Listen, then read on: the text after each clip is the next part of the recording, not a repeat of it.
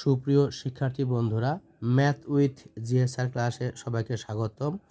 আজকে এই ভিডিওতে সেট ও ফাংশনের বহুনির্বাচনের একটি শর্ট টেকনিক তোমাদের শিখিয়ে দেব। এখানে আছে 3x + 4y = 7 সমীকরণটির লেখচিত্র কীরূপ। এটি ক্যালকুলেশন করে তোমার কোনো লেখচিত্র আঁকতেও হবে না এবং কাগজের কোনো প্রয়োজন নেই।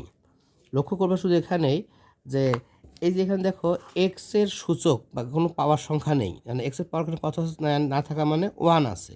এখানে ওয়ার পাওয়ার কিছু নেই, তার মানে ধরে নিতে হবে এখানে 1 আছে। অর্থাৎ পাওয়ার যদি 1 থাকে বা না থাকে তখন এটাকে ফলো করেই যদি 1 থাকে পাওয়ার, তখন সেটি হবে সরল রেখা। তখন সেটি হবে কি সরল রেখা। এবং আমরা তাহলে বুঝতে পারলাম যে চলক দ্বয়ের পাওয়ার যদি 1 করে থাকে তখন তার লেখচিত্র হবে সরল রেখা। ধন্যবাদ সবাইকে।